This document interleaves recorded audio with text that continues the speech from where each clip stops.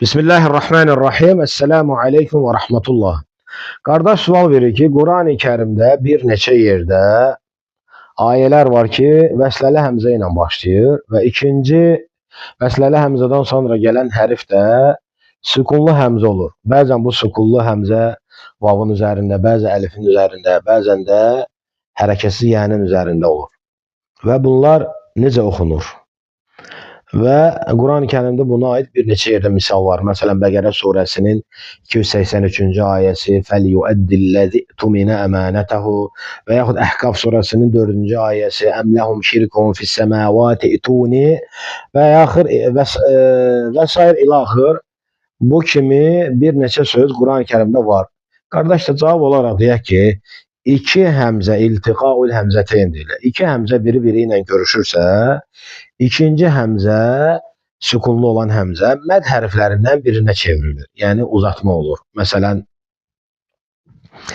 qeyd etdiyiniz ayə Əhqaf surəsinin 4-cü ayəsində "Əmləhum şirkun fis-səmavati ituni" vəqf etmədiyimiz zaman birləşdirəriksə, səmavat sözünün T hərfinin kəsrəsi ilə həmən o sükunlu həmzə birləşir və yaxud da ki, Bəqərə surəsində "Fəlyuəddilləzi tumina əmanətəhu" kəsrəli zəl hərfi ilə həmən o sükunlu həmzə birləşir. "Fəlyuəddilləzi tumina əmanətəhu".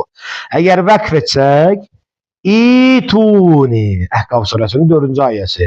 Vəsləli həmzədən sonra gələn həmzə məd hərflərindən birinə çevrilir, uzadılır. İtuni, ituni. Və yaxud da ki, digər ayə Bəqərə surəsi. Utumina. Bunlar təbii ki, vəqf etdiyimiz zaman.